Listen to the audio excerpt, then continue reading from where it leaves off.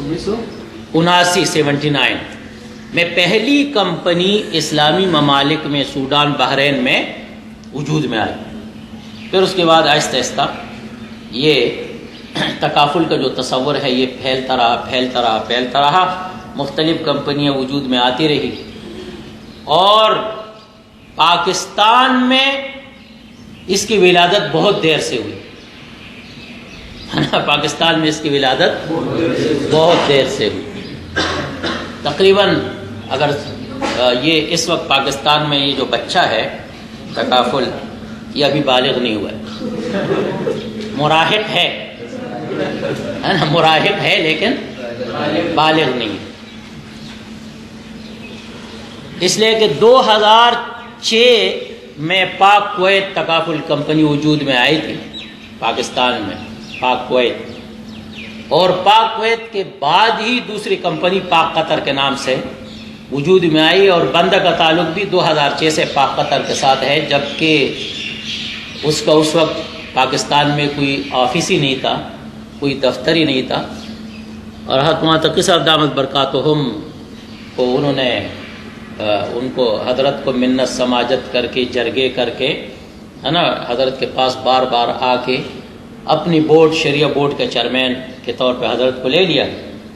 پھر حضرت نے ہمیں بھی حکم دے دیا کہ جو ہے وہ میرے ساتھ کچھ اس سلسلے میں تعاون کرو. 2006 میں 2007 سے سمجھو عملیات یا آپریشنز کمپنی کے سٹارٹ ہو گئے. تو 2007 سے آپ اندازہ لگائیں کتنے سال ہو گئے. تو بہرحال اس طریقے سے یہ تکافل کمپنیاں وجود میں ہیں. یہ تبرع کی بنیاد پر یہ کمپنیاں کام کر رہی تھی کہ ایک فنڈ قائم ہوا اور اس کے اندر لوگ چندے دے رہے. اس فنڈ کے اندر جیسی برادریوں کے ہاتھ جو نظام ہے اسی طرح التکافل التعاونی، التامین التعاونی، کوآپریٹیو انشورنس. تو بعض نے علماء نے اس کی تکییف ہی کی کہ یہ ہبۃ الثواب کے قبیل سے ہے، یعنی مشروط ہبہ. ہبۃ الثواب یہ مالکی اصطلاح ہے. ہبۃ الثواب وہ مشروط ہبہ کو ہبۃ الثواب کہتے ہیں. ثواب سے مراد وہ آخرت والا ثواب نہیں ہے کہ میں آپ کو دوں بشرطے کہ آپ مجھے یہ چیز دیں. مشروط ہبہ بشرطن. بعض نے اس کو التزام التبرع کہا کہ زید عمر بکر التزام کرتے ہیں اس پول کو، پول کہتے ہیں اس صندوق کو ہے نا، فنڈ کو چندہ دینے کا التزام کرتے ہیں. اور جو پول ہے وہ التزام کرتا ہے کہ جب زید عمر بکر کو کوئی نقصان لاحق ہو جائے ہے نا تو قواعد کے مطابق یہ پول یا فنڈ جو ہے اس نقصان کی تلافی کرے. تو دونوں طرف سے گویا کہ التزام پایا گیا، انڈر ٹیکنگ. دونوں طرف سے کیا چیز پائی گئی؟ Under taking. تو کسی نے یہ تکییف کی، کسی نے یہ تکییف کی. یہ دونوں تکییفات شرعی اعتبار سے مجروح ہے، اس پہ اعتراضات ہیں. ایک تو اس وجہ سے کہ بھائی یہ ہبۃ الثواب ہو یا التزام التبرع من الجانبین ہو، چاروں فقہ میں لکھا ہے کہ یہ انتہاءً بیع ہے. انتہاءً کیا ہے؟ بیع. اور جب انتہاءً بیع ہے تو پھر عقد معاوضہ ہو گیا. جیسے انشورنس عقد معاوضہ ہے تو یہ بھی عقد معاوضہ ہوا. تو جو خرابیاں وہاں پائی جا رہی ہے وہ خرابیاں یہاں بھی ہونی چاہیے. تو اس طرح جو ہے یہ پول ہے، اس کو زید عمر بکر چندہ دے رہے ہیں تو یہ چندہ ان کی ملکیت سے نکلا یا نہیں؟ اگر نکلا ہے تو کون اس کا مالک ہوا؟ یہ تو مالک بن نہیں سکتا، اس کی تو کوئی حیثیت ہی نہیں اس پول کی. تو یہ خروج لا الہ مالک ہے. فصار کالصائبہ، ابھی آپ نے پڑھا نا وقت میں، فصار کالصائبہ. تو اگر آپ یہ کہے کہ ملکیت سے نہیں نکلا ہے تو پھر اس پول میں زید عمر بکر جو چندہ دے رہے اور وہ چندہ یہاں جمع ہو رہے ہیں تو اس کی زکوٰۃ اور میراث کے مسائل ان سے متعلق ہونی چاہیے. اس قسم کی پیچیدگیاں تھیں. تو اللہ تعالیٰ زندگی دے ہمارے حضرت کو، اور اللہ تعالیٰ ان کو حیات طیبہ طویلہ عطا فرمائے، صحت کے ساتھ حضرت اور اس طرح حضرت کے ساتھ دوسرے علماء نے مل کے اس پہ سوچا اور وقت کا تصور پیش کیا کہ اگر اس کی بنیاد وقت پر استوار کی جائے تو شاید یہ مسائل کافی حد تک حل ہو جائے. اس کا ماڈل کیا نکالے, اس کی صورت کیا نکالی, اور اس سے وہ مسائل کس طرح حل ہو گئے, پیچیدگیاں کس طرح ختم ہو گئی. وقت چونکہ کم ہے اس وجہ سے میں مختصر الفاظ میں بتا رہا ہوں کہ شروع میں جیسے مثلا ہم چاہتے ہیں کہ ایک تکافل کمپنی وجود میں لائیں, تو یہ مثلا تین حضرات انہوں نے, یہ 4-5 حضرات انہوں نے مشورہ کیا کہ ایک تکافل کمپنی ہم قائم کرنا چاہتے ہیں. تو شروع میں ان سے کہا جاتا ہے کہ آپ ایک رقم وقف کریں, یہ وقف النقود ہے. اور وقف النقود کے بارے میں ہدایہ میں آپ نے پڑھا کہ یہ جائز نہیں ہے, اور علماء کرام نے اسی کو لے کے بعض مفتیان کرام نے اسی بنیاد کو لے کے موجودہ نظام تکافلی کو ناجائز قرار دیا کہ اس کی بنیاد چونکہ وقف النقود پر ہے. وقف النقود جو ہے یہ درست اس وجہ سے نہیں ہے کہ امام ابو حنیفہ رحمۃ اللہ علیہ کے نزدیک تو صرف غیر منقولہ اشیاء کا وقف جائز ہے, امام ابو یوسف نص تک گئے ہیں, امام محمد عرف تک گئے ہیں, اور نقود جو ہے غیر منقولہ بھی نہیں ہے تو امام سے بیچ سے نکل گئے. نقود میں نص نہیں ہے تو امام ابو یوسف بھی بیچ سے نکل گئے. نقود میں عرف نہیں تو امام محمد بھی بیچ سے نکل گئے, اور صرف جو ہے ہم لوگ رہ گئے, ہے نا. وہ ہم تڑپتے رہ گئے, وہ مسکرا کے چل دی. ہم تڑپتے رہ گئے, وہ مسکرا کے چل دیے. تو یہ مسئلہ ہو گیا. ہم نے ابھی فی الحال ایک تحریر تیار کی ہے ایک فتوی کے جواب میں, بہت مفصل ہے, اور اس میں یہ ثابت کیا ہے کہ وقف النقود مذاہب اربعہ میں وقف النقود کی کیا حیثیت ہے. مذاہب اربعہ میں وقف النقود کی کیا حیثیت ہے, اور خود جو ہے فقہ حنفی کے اندر امام محمد اور امام ظفر رحمہ اللہ ان کا کیا جو ہے اس کے اندر موقف ہے, یہ ثابت کیا ہے. چونکہ ہمارے پاس ٹائم نہیں ہے, وہ تحریر عنقریب انشاءاللہ منظر عام پہ, میری کتاب تکافل کی شرعی حیثیت میں بھی کچھ حصہ وقف النقود کے مسئلے سے متعلق ذکر ہے, لیکن اب کچھ زیادہ تفصیل کے ساتھ اس کو الحمدللہ تحریر کیا گیا ہے مذاہب اربعہ کی روشنی میں.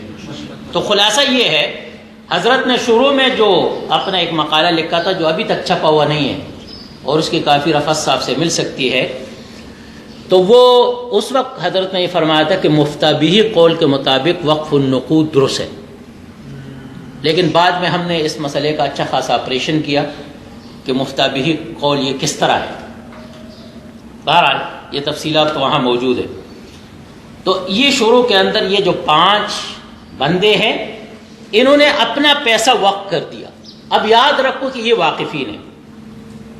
مثلا 5 لاکھ روپے وقف کیا تو یہ 5 کیا ہے, واقفین ہیں. اب یہ ایک وقف فنڈ وجود میں آ گیا, ٹھیک ہے, اور وقف جو ہے یہ تبرع ہے, یہ معاوضہ نہیں ہے, یہ تبرع ہے. جیسے ہبہ تبرع ہے, وقف بھی تبرع ہے, وصیت بھی تبرع ہے. تو ایک وقف فنڈ وجود میں آ گیا, اور یہ جو وقف فنڈ ہے اس کا ایک تشخص ہے قانون میں بھی اور شریعت میں بھی. اس کو کہتے ہیں انٹیٹی, لیگل انٹیٹی. کیا کہتے ہیں؟ Legal entity. مسجد کی ایک لیگل انٹیٹی ہے. آپ مسجد کو جب چندہ دیتے ہیں مسجد اس کی مالک ہو جاتی ہے. مدرسے کو جب چندہ دیتے ہیں محتمم مالک نہیں ہوتا, مدرسہ مالک ہوتا. اس کے اندر مملک اور متملک بننے کی صلاحیت ہوتی ہے. اور وقف ایک ایسا شخص قانونی ہے کہ جس کی لیگل انٹیٹی ہونے پہ تمام علماء کا اتفاق ہے کہ یہ وقف کے اندر مملک اور متملک. ورنہ اگر اتفاق نہ کرے تو اپنے مدارس کیسے چلائیں گے, ہے نا. مدرسے کو جو چندی دیے جاتے ہیں ان چندوں کا مالک کون ہے؟ محتمم تو ہے نہیں, مدرسہ ہی ہے. مسجد کے چندے کا مالک کون ہے؟ مسجد ہی، مؤذن و امام تو نہیں ہے، یا متولی۔ تو وقف جو ہے اس کا ایک تشخص ہے مسلم، لہذا ایک لیگل انٹیٹی وجود میں آ گئی جو شرعی طور پہ بھی انٹیٹی ہے سیپریٹ، اور قانونی طور پہ قانون بھی اس کو تسلیم کرتا ہے، شریعت بھی تسلیم کرتی ہے۔ اب جو واقفین ہیں انہوں نے شرط لگائی، واقف کو شرط لگانے کی اجازت ہے، ایسی شرط لگانے کی اجازت ہے جو مصلحت وقت میں ہو، جو وقت کی مصلحت کے لیے ہو، جائز ہو۔ انہوں نے یہ شرط لگائی کہ جو اس پول میں چندہ دے اور اس کی ممبرشپ حاصل کرے تو بوقت ضرورت ان کی اس پول سے مدد کی جائے گی۔ اور یہ شرط اس وجہ سے ضروری ہے کہ اس فنڈ کا بقا اس کے بغیر ممکن نہیں ہے، ورنہ یہ 5 لاکھ روپے کب تک چلیں گے؟ اس کا ابقاء، اس کا بقا اس شرط کے بغیر ممکن نہیں ہے۔ بھائی لوگ اس میں پیسے دیں گے تو یہ فنڈ باقی رہے گا اور لوگوں کے ساتھ تعاون ہوگا۔ تو اب ان 5 کے علاوہ یہ تو واقفین ہیں، یہ بھی آ رہے، یہ بھی آ رہے، یہ بھی آ رہے، یہ بھی آ رہے، اور اس میں پیسے دے رہے، اس کو کنٹریبیوشن کہتے ہیں نا، کنٹریبیوٹ کر رہے اور اس کی ممبرشپ حاصل کر رہے، اور اب اس کے اندر جو پیسہ آ رہا ہے کنٹریبیوشن کی شکل میں وہ وقف نہیں ہے، وہ مملوک وقف ہے۔ وقف کو تو خرچ کرنا جائز نہیں ہے، لیکن مملوک وقف خرچ کرنا جائز ہے۔ مملوک وقف کا استہلاک جائز ہے، وقف کا استہلاک جائز نہیں۔ شامی علامہ شامی رحمۃ اللہ علیہ نے شامی میں جہاں پہ وقف النقود کی بات کی ہے، وہاں پہ یہ سوال اٹھایا ہے بعض علماء نے کہ بھئی دراہم اور دنانیر کا وقف کیسے درست ہوگا، اس لیے کہ اس کا عین تو باقی رہتا نہیں، اس کا عین تو باقی رہتا نہیں۔ تو یہ یاد رکھو کہ نقود چونکہ تعین سے متعین نہیں ہوتے، ہے نا، تو انہوں نے یہ جواب دیا ہے کہ تدفع مضاربۃ ویتصدق بربحها علی الفقراء، اور یہ 5 لاکھ برقرار رہے گا۔ بس اس 5 لاکھ کا یہاں پہ ہونا ضروری ہے، لیکن ضروری نہیں کہ وہی نوٹس جو انہوں نے ابتدا میں دیے، اس لیے کہ نقود تعین سے متعین نہیں ہوتے، تو بس 5 لاکھ کا ہونا ضروری ہے، وہ کوئی بھی 5 لاکھ ہو، یہ کہا جائے گا کہ عین باقی ہے نا، یہ کہا جائے گا کہ عین باقی ہے۔ بہرحال اب یہ مملوک وقف، اب یہ 2 قسم کے پیسے ہیں، ایک وقف، ایک مملوک وقف۔ انہوں نے اٹھا کے، یہ مینیجر ہے، اس کو مینیج کر رہا ہے، مدیر ہے، اس فنڈ کی مدیر ہے، انہوں نے اٹھا کے اس کو شریعت کے مطابق آگے اس کا استثمار کیا۔ استثمار کے معنی انویسٹ کیا۔ انویسٹمنٹ کے نتیجے میں ظاہر ہے کہ نفع آ سکتا ہے، پروفٹ آیا، ربح آیا، یہ تیسری قسم کی رقم بھی اس میں ہے۔ اب اس میں 3 قسم کے رقوم اس پول کے اندر آ گئی، ایک وقف، ایک جو لوگوں نے چندی دیے وہ بھی مملوک وقف ہے، اور ایک جو اس پہ نفع حاصل ہوا وہ بھی مملوک وقف ہے نا۔ تو اب اس کے اندر یہ 3 قسم کی رقمیں ہیں۔ اب جو ممبرز ہیں ان میں سے کسی کو کوئی حادثہ لاحق ہو گیا، کچھ ہوا، تو قواعد کے مطابق اس فنڈ سے اس کے ساتھ تعاون کیا گیا۔ یہ جو تعاون کیا گیا یہ شرط واقف کی وجہ سے کیا گیا، اور شرط الواقف کنص الشارع ہے، یہ اس کے اس پیسے کی وجہ سے نہیں، وہ تو شروع میں واقف نے یہ شرط لگائی تھی کہ جو اس کو چندہ دے گا وہ اس کا ممبر سمجھا جائے گا، اور یہ شرط یہ مصلحت وقت میں ہے، اس لیے کہ اس کے بغیر جو ہے یہ فنڈ باقی رہتا نہیں، جیسے برادریوں میں ہوتے۔ تو اب جو زید کو، عمر کو، بکر کو جو اس سے دیا جاتا ہے، اس سے اس کے ساتھ جو تعاون کیا جاتا ہے وہ ایک عطائے مستقل ہے، وہ شرط واقف کی وجہ سے، شرط واقف کی وجہ سے۔ اب یہ وقف پول ہے، اس کے اندر جو پیسہ ہے نہ یہ ثمن ہے، نہ یہ ثمن ہے، نہ یہ قرض ہے نا، نہ یہ ثمن ہے نہ یہ قرض ہے۔ جب ثمن نہیں تو ربا الفضل نہیں، جب قرض نہیں تو ربا النسیہ نہیں، دونوں قسم کا ربا نکل گیا۔ ٹھیک ہے. اور چونکہ یہ عقد تبرع ہے، عقد تبرع کے اندر غرر مؤثر نہیں ہوتا. غرر ہے یا جیسے انشورنس میں غرر ہوتا ہے، اس میں بھی غرر ہے، لیکن عقد تبرع کے اندر غرر مؤثر نہیں ہوتا. غرر کے مؤثر ہونے کے لیے سب سے بڑی شرط یہ ہے کہ وہ عقد معاوضہ ہو. بیعت منک ما فی یدی وہبت منک ما فی یدی، پہلا ناجائز ہے، دوسرا جائز ہے. غرر دونوں میں ہے نا. میری مٹھی میں بن ہے کیا، بتا دو نا، ہے نا. کچھ پتہ نہیں کہ کیا ہے. غرر دونوں صورتوں میں. لیکن بیعت منک ما فی یدی یہ ناجائز ہے. کیوں؟ عقد معاوضہ ہے، غرر اس میں مؤثر ہو گیا. اور وہبت منک ما فی یدی یہ جائز ہے، غرر یہاں بھی ہے بالکل اسی طرح جیسے وہاں ہے، لیکن عقد تبرع ہونے کی وجہ سے یہ غرر ہے لیکن مردہ اجدہ ہے. تک انشورنس میں غرر زندہ اجدہ ہے اور تکافل کے اندر غرر مردہ اجدہ ہے. اور ربا دونوں جگہ سے بھگایا گیا. اور وہ ربا جو ہے تکافل سے بالکل بھگایا گیا. وہاں ربا موجود ہے، یہاں ربا نہیں. تکافل غرر فری نہیں ہے، ربا فری ہے لیکن غرر فری نہیں ہے. بعض لوگ جوش میں آ کے کہتے ہیں بعض تقریروں میں، ورک شاپوں میں، تکافل غرر فری بھی ہے، ربا فری بھی ہے نا. تو وہاں سے ان پہ اعتراض ہو جاتے ہیں کہ حضرت جو انسرٹنٹی، غیر یقینی صورتحال انشورنس میں پائی جاتی ہے وہ تو تکافل میں بھی تو پائی جاتی ہے کہ سال کے دوران کیا ہوتا ہے کچھ پتہ نہیں. تو غرر تو یہاں بھی ہے. تو یہ غلط ہے. غرر فری نہیں ہے، غرر ہے لیکن عقد تبرع ہونے کی وجہ سے مؤثر نہیں. اور جہاں اذن تفل غرر انتفل قمار، اذن تفل غرر اس لیے کہ قمار بغیر غرر کے نہیں پایا جاتا، جیسے انسان بغیر حیوانیت کے نہیں پایا جاتا. عموم خصوص مطلق کی نسبت ہے. ہر قمار غرر ہے، ہر غرر قمار نہیں ہے. ہر قمار کل قمار وهو غرر لا على العكس كالانسان والحيوان. تو جب غرر مر گیا تو قمار بھی مر گیا. اذا انتفى الحيوان انتفى الانسان، ہے نا. تو اذا انتفى الغرر، جب غرر نہیں ہے قمار کا سوال ہی پیدا نہیں ہوتا. قمار کی دے تو غرر کا ہونا ضروری ہے، اس کا جنس ہے. تو 3 چوہے تھے، تینوں نکالے گئے، پانی صاف ہو گیا. تینوں نکالے گئے تو پانی صاف ہو گیا. صرف اور صرف کہتے ہیں the nature of contract is different, کہ جو عقد کی نوعیت ہے وہ تبدیل کی. وہ عقد معاوضہ ہے، یہ عقد تبرع ہے نا. وہ عقد معاوضہ، یہ عقد تبرع.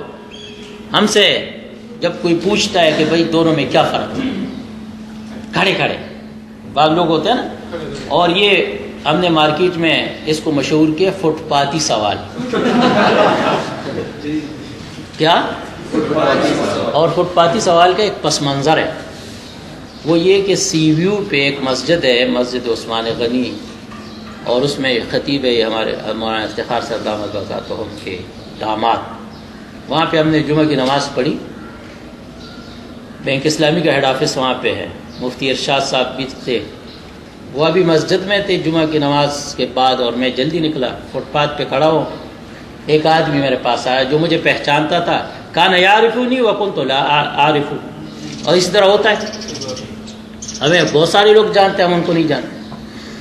وہ میرے قریب آیا تو سلام کیا، وعلیکم السلام، خیر خیریت. یہ تکافل انشورنس میں کیا فرق ہے؟ فٹ پاتھ پہ کھڑے کھڑے. اب ایسے آدمی کو، یہ تو میں نے آپ کو مختصر ویسے بھی بتایا، 1 گھنٹہ اس میں بھی لگ گیا ہے نا. تو میں نے کہا بس نیچر آف کانٹریکٹ جو ہے وہ مختلف ہے. وہ عقد تبرع ہے، وہ عقد معاوضہ ہے، یہ عقد تبرع ہے. میں نے کہا یہ تو آپ کے فٹ پاتھ کے سوال کا جواب ہے، باقی اس کے لیے کچھ ٹائم دینا ہوگا، کچھ وقت دینا ہوگا. اس لیے کہ 2 سسٹمز، 2 نظاموں کا مقارنہ، تقابل، دونوں میں فرق، یہ کوئی آسان، یہ فٹ پاتھ پہ کھڑے کھڑے نہیں ہو سکتا. لیکن فٹ پاتی جواب یہ ہے نا کہ وہ عقد معاوضہ ہے یا عقد تبرع ہے، دونوں میں یہ فرق. چنانچہ کہتے ہیں کنونشنل بینک اور اسلامک بینک میں کیا فرق ہے؟ تو فٹ پاتھی جواب یہ ہے کہ وہ منی بیس ہے، یہ ایسٹس بیس ہے نا. اس کا سارا مدار زر پہ ہے کہ قرض دیا جاتا ہے اور قرض لیا جاتا ہے، اور یہاں ہر معاملے کے اندر ایسٹس انوالو ہوتے ہیں. تو یہ ایسٹس بیس ہے، وہ منی بیس. یہ فٹ پاتھی جواب. تو یہ جو ہے اب جب آپ نے عقد کی نوعیت کو تبدیل کر دیا اور معاوضہ سے تبرع کر دیا تو بنیادی فرق تو یہ ہوا. پھر اس کے نتیجے میں اور فروق نکل آ جاتے ہیں. اپنی کتاب میں ہم نے تقریباً 7 فروق لکھے ہیں. کنونشن انشورنس میں اور تکافل میں 7 فروق، اس لیے کہ بنیادی فرق پر آگے پھر تفریعات ہوتی ہے نا، ہر جگہ تفریعات. تو بنیادی فرق تو یہی فٹ پاتھی فرق ہے نا، اور باقی پھر تفریعات. تو یہ ہے تکافل کا مختصر تعارف. بات سمجھ میں آ گئی؟ اچھا، کمپنی کا اس میں کیا فائدہ؟ یہ جو 5 اللہ والے مل گئے یہ جو 5 اللہ والے مل گئے، انہوں نے کمپنی قائم کی، تو ان کا اس میں کیا فائدہ ہے؟ ان کے 2 فائدے. یہ فنڈ جو ہے چونکہ اس کا استثمار کرتے ہیں، اگر یہ وکالت الاستثمار کی بنیاد پر ہے تو ان کو فیس ملتی ہے، اگر یہ مضاربہ کی بنیاد پر ہے تو ان کو مضاربہ شیئر ملتا ہے. ایک تو یہ. دوسرا یہ کہ اس فنڈ کے بہت ساری خدمات ہیں. اس فنڈ کو مینیج کرنے کے لیے ہے نا، اور اس کے ادارہ، اس کو چلانے کی بہت ساری، لوگوں کو بھرتی کرنا، آفیسز کو کرائے پہ لینا، خریدنا، یہ کرنا وہ کرنا، بہت ساری خدمات ہیں. تو ان خدمات کے مقابلے میں یہ لوگ معاوضہ لیتے ہیں، جس کو وکالہ فی کہتے ہیں، اجرت الوکالہ. تو ان کو اجرت الوکالہ بھی ملتی ہے، اور اگر مضاربہ ہے تو مضاربہ شیئر بھی ملتا ہے. یہ ان کا پروفٹ ہے، ان کا فائدہ. لیکن بہت سارے علماء کو یہ دھوکہ لگا ہے. انہوں نے زید عمر بکر کو واقفین قرار دیا. یاد رکھو، واقفین صرف یہ 5 ہیں. یہ چند دہندگان ہیں. باقی یہ اس وقت فنڈ کے ارکان ہیں، اعضاء ہے، ممبر ہے. یہ واقفین نہیں ہے. اگر کوئی کسی مسجد کو چندہ دے تو کوئی یہ کہہ سکتا ہے کہ اس مسجد کا واقف ہے؟ وہ تو چندہ دہندہ ہے نا. اگر آپ زید عمر بکر کو واقف کہے تو ان کا دیا ہوا چندہ وقف ہوگا، اور وقف کا استہلاک جائز نہیں ہے. تو پھر تو اس وقت کو خرچ کرنی جائز نہیں ہو.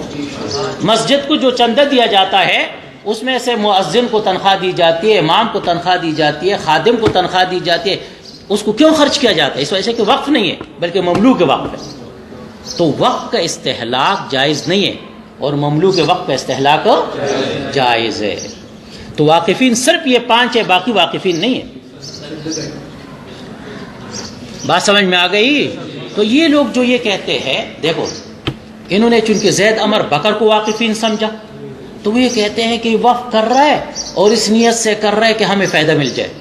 بھائی یہ واقفین ہی نہیں، یہ واقفین کا ہے.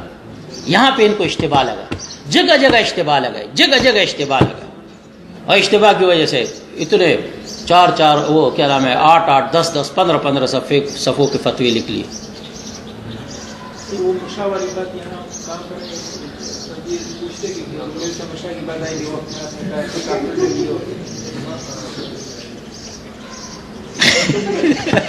کس کا؟